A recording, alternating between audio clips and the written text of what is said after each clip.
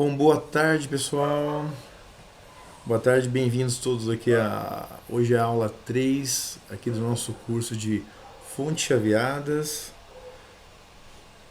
tá? Eu queria, em primeiro lugar, pedir desculpa, porque teve alguns comentários aí que o pessoal disse que em alguns momentos o cursor acabou sumindo na aula 2 e às vezes não dava para perceber muito bem de onde eu estava se referindo no circuito.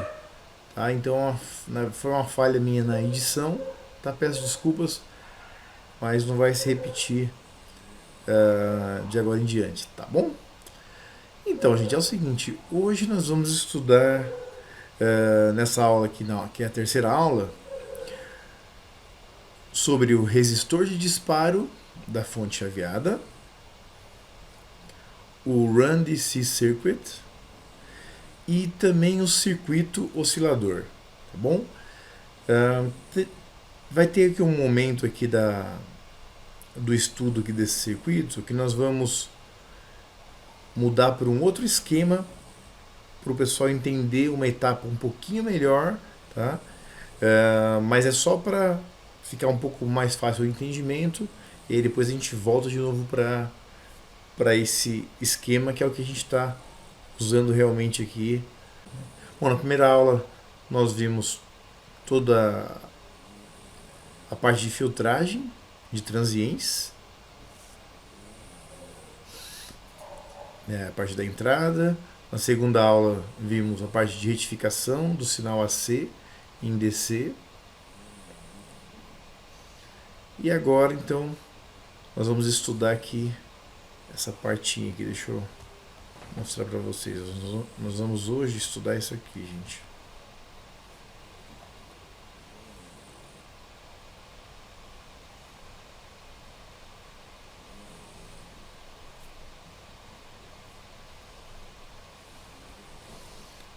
Hoje a gente vai ver exatamente isso aqui, ó.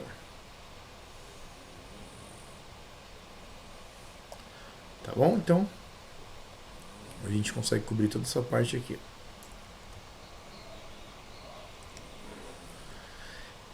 Então, começando aqui com um resistor de disparo. Bom, todos lembram que aqui na saída do retificador a gente vai estar, vamos aqui colocar como se estivesse usando uma tensão 110, né? Tá? 110, 120 volts. Então, na saída do retificador, a gente tinha ali aproximadamente 160 volts, que foi a tensão que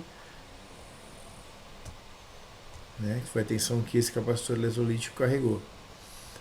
Então, o que acontece? Esses 160 volts, ele vai vir por aqui e vai passar por esse resistor, que esse é o famoso resistor de disparo. Tá? Toda fonte chaveada ela é composta de um, dois, às vezes três resistores de disparo. Tem alguns casos em que o resistor de disparo ele tá inserido na entrada AC antes da ponte retificadora. Tá?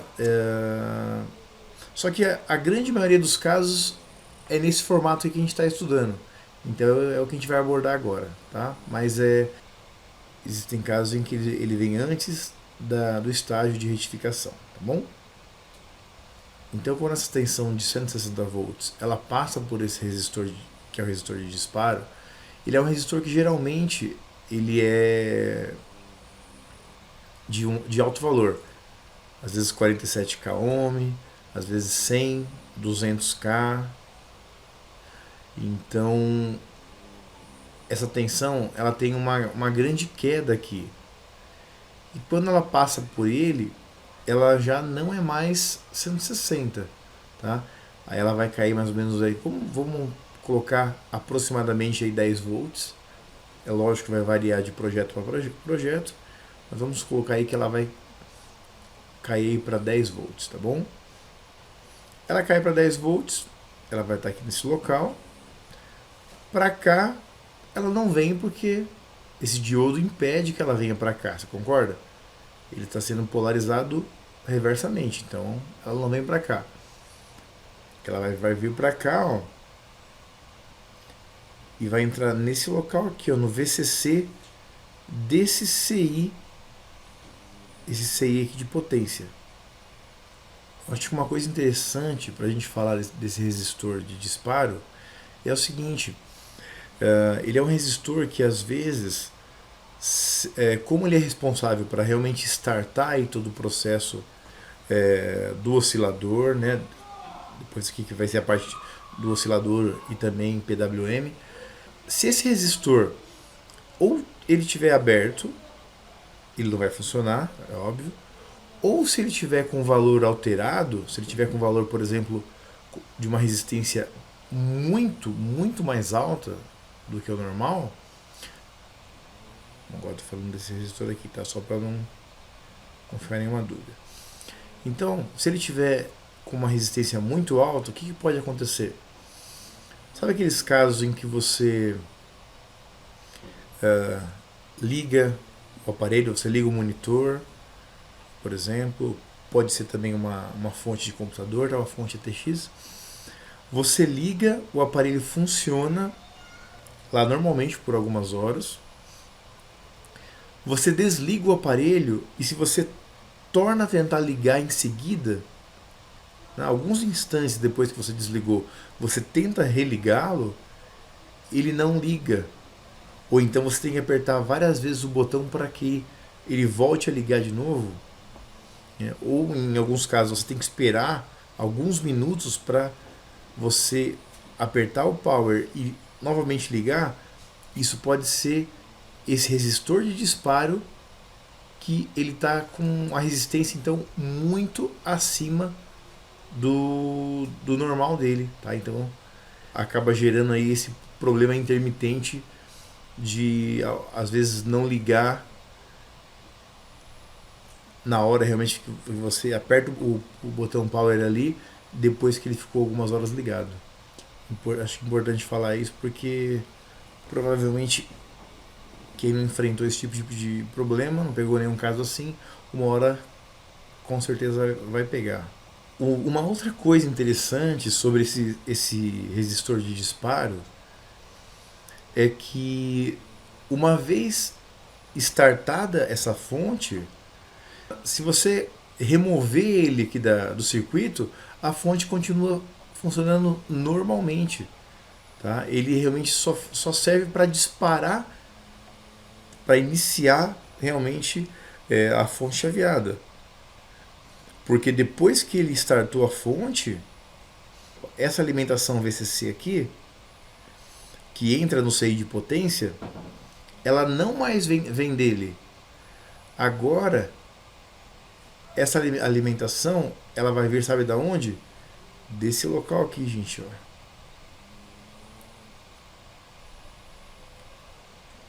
Esse local que é a espira secundária, né? É o enrolamento secundário do lado primário do transformador.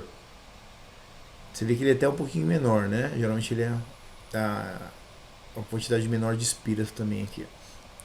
O que acontece? Então depois que a fonte teve aquele start, esse enrolamento secundário do lado primário é ele quem vai mandar a tensão aqui para a entrada VCC, né? Então ele junto com o diodo e esse resistor, eles vão, né? Esse diodo ele vai é um diodo retificador e ele vai fazer com que VCC continue recebendo alimentação, tá? Não precisando mais do resistor de disparo. Tanto o nome resistor de disparo que é só realmente para disparar aí o circuito. Então esse conjunto aqui, gente, que após o resistor de disparo não ser mais usado, esse setor aqui do diodo, desse resistor, esse capacitor também aqui, ó, eletrolítico, né? Esse circuitinho é chamado de Run DC Circuit, que vai ser responsável a partir de agora e durante todo o funcionamento da fonte em mandar a alimentação ali, né, vamos mais ou menos ali que a gente falou de 10 volts, para o CI de potência funcionar. Bom, gente, agora a gente vai falar aqui sobre esse estágio aqui, ó, que é o CI oscilador e PWM, tá? É a ideia principal aí, no caso aí das fontes chaveadas, tá ok? Exatamente como eu falei no começo do vídeo, a gente vai mudar para um outro esquema para vocês terem um entendimento um pouquinho melhor dessa parte. Pelo seguinte, aqui nesse esquema, o FET, o MOSFET que vai ser chaveado, ele já está integrado a esse CI de potência, que é uma tendência das novas fontes. Elas realmente são assim. Mas em muitos trabalhos que a gente vai fazer, a gente vai pegar aparelhos em que o MOSFET ele não está junto com o CI, oscilador e PWM.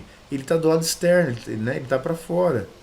Então eu vou mostrar um outro esquema aqui em que ele está por fora para o pessoal visualizar um pouco melhor, tá? Mas a tendência agora é sempre essa. Tá vendo aqui? Ele está mostrando aqui o dreno, né? Ó, que é o drain, que é o dreno do MOSFET.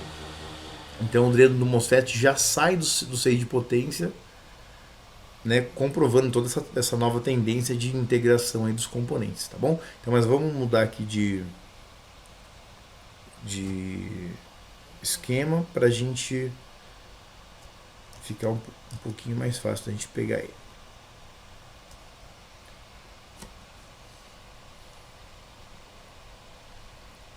Bom, então vamos, deixa eu diminuir um pouquinho aqui, vamos mostrar para o pessoal aqui. É esquema elétrico de uma fonte de monitor LCD, tá?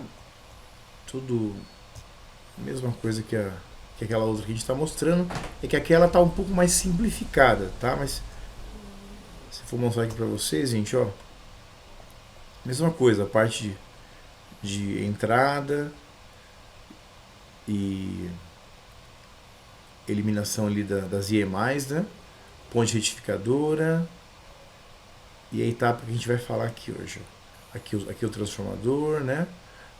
Aqui o CI oscilador e PWM também, e aqui o MOSFET, que lá no caso, isso aqui tudo, ó, lá no outro, isso daqui tudo ele está integrado, ó, que eu te falei que é a tendência agora das fontes que estão vindo, né? Isso aqui tudo em um único encapsulamento, tá bom? Então vamos lá, deixa eu aumentar aqui um pouquinho, para ficar melhor para a gente visualizar.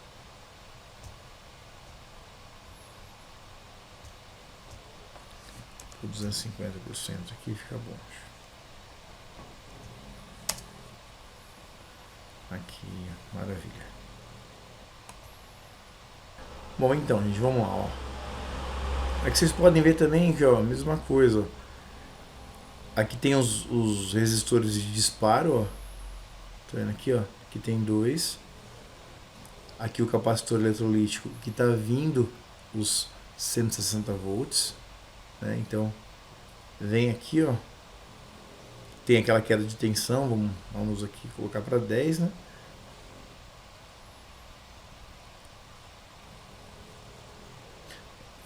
Essa queda de tensão que eu falei varia muito de projeto para projeto, tá, gente? Mas é para realmente mostrar a ideia. Ele vem aqui, ó, não sei, ó, tá aqui em HV, né? É High Voltage. Então vamos agora aqui estudar aqui a parte do CI oscilador.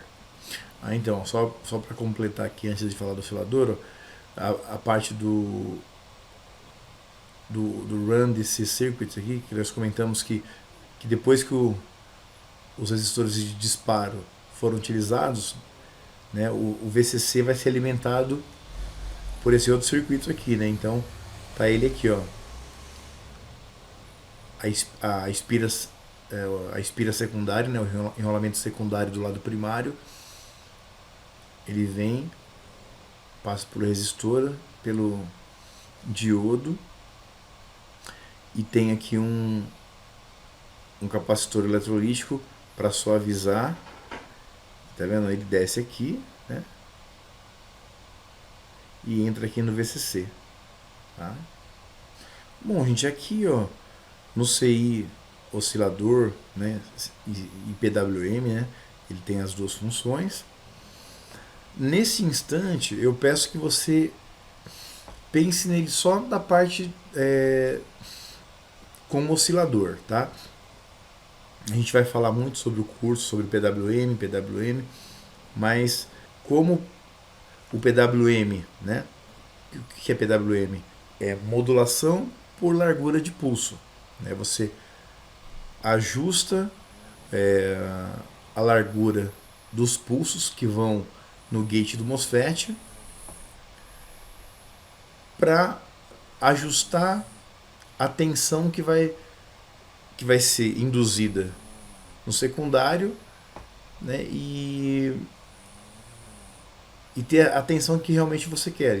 Né? O PWM, o que ele faz? Se toda a tensão que sai no secundário, ela fica sempre sendo monitorada, ela é constantemente devolvida para o primário por um fotoacoplador. Tá? Fotoacoplador, uns chamam de optoacoplador. E depois que ela é devolvida, ela é verificada, aí o PWM ele faz esses ajustes, caso sejam necessários, na largura dos pulsos, tá bom? Mas inicialmente vamos pensar apenas como um oscilador para fixar a ideia aqui, porque nessa aula a gente não vai falar ainda sobre ficar ajustando as tensões que estão na saída, tá bom? Uma coisa importante também é o seguinte, esse CI oscilador e PWM, qualquer problema aqui interno realmente não funciona nada mesmo, né? Então ele é fundamental aqui para o funcionamento da fonte chaveada. Bom, gente, como que é a ideia aqui principal aqui do oscilador? Quando ele está recebendo aqui a alimentação VCC, ele começa a gerar pulsos dessa forma aqui, ó, tá bom? Ele tem uma base de tempo, né?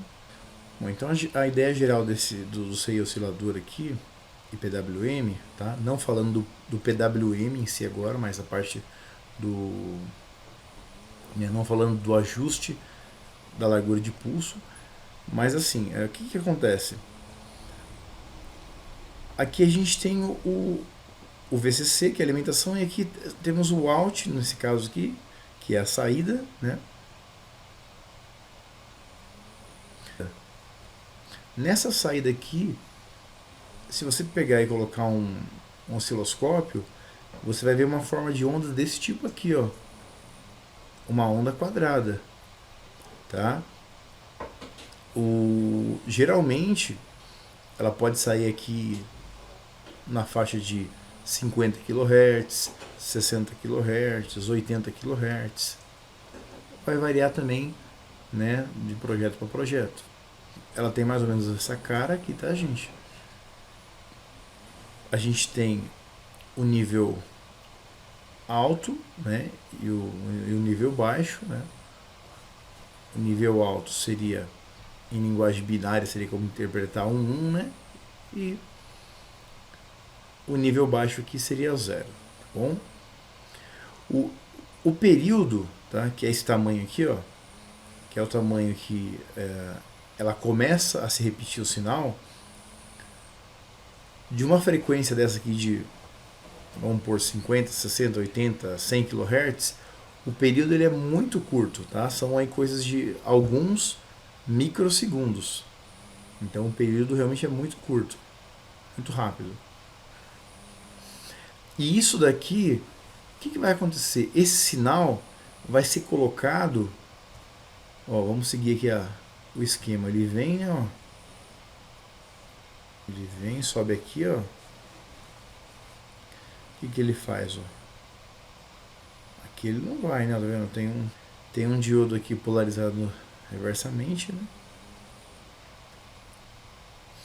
O que vai acontecer? Ele vem aqui, ó, e ele vai excitar o que? A base desse transistor MOSFET aqui, ó, esse transistor de potência. Então aqui a ideia central é a seguinte: ele vai ficar gerando esses pulsos de onda quadrada no gate do MOSFET.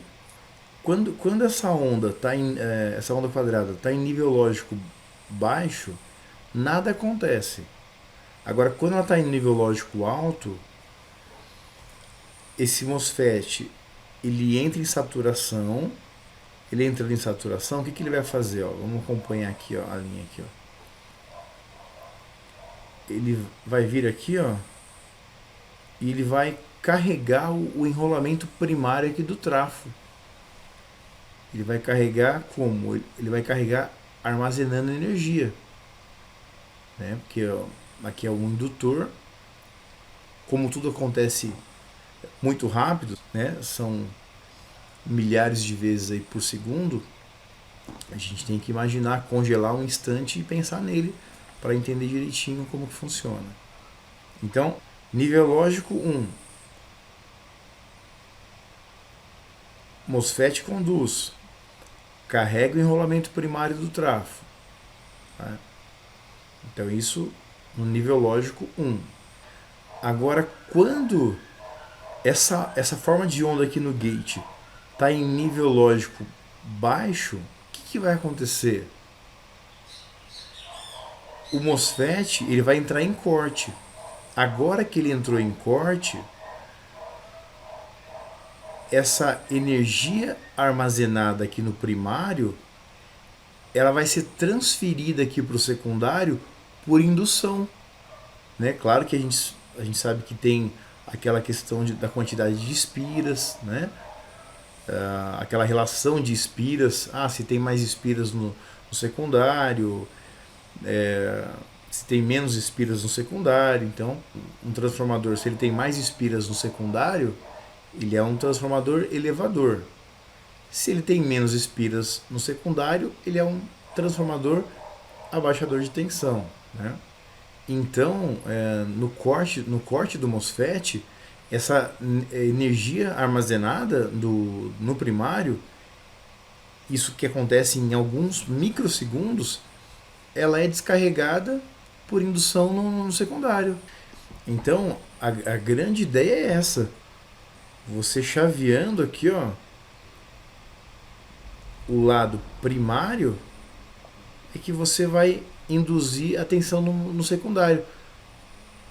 Imagina fazendo esse processo 80 mil vezes por segundo. Aí ele vai conseguir, por indução, armazenar energia nas espiras do secundário. Uma outra coisa muito importante é o seguinte: quando o sinal que ele está em nível lógico baixo, né, ou zero, o MOSFET entra em corte, ou seja, ele não conduz. Quando o MOSFET não conduz, o que acontece?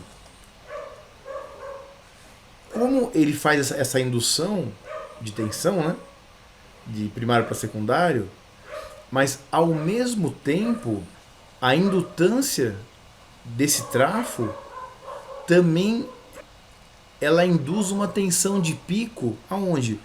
Aqui no dreno aqui bem aqui, ó. Ela vai querer induzir uma tensão de pico no dreno do MOSFET na hora que ele está em corte. Na hora que ele está saturado, não. Mas na hora que está em corte, ela vai querer, então, mandar uma tensão de pico. Aí o que acontece? Para evitar isso e danificar o MOSFET, são colocados esses componentes aqui, ó. Nesse caso aqui são 3, tá vendo? Ou seja, quando vem a tensão de pico aqui,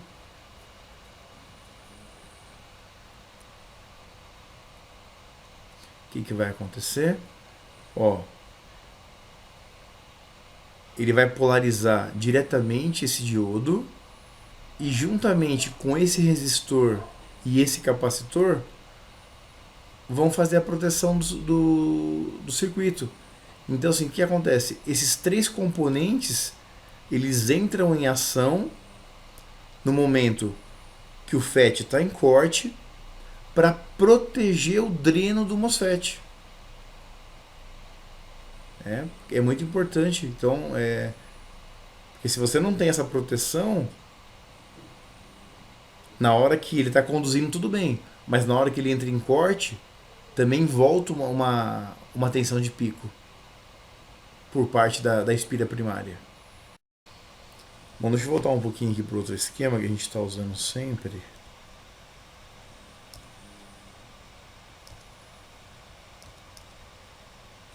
Isso aqui, né, gente?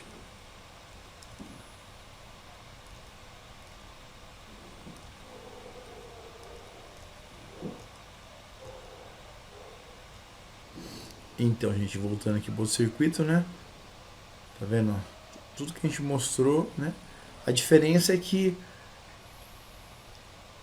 como o circuito integrado aqui, o MOSFET já está aqui dentro, ele mostra aqui, ó, drain, né? Que é o dreno do MOSFET já saindo direto aqui e indo para o enrolamento primário aqui do trafo.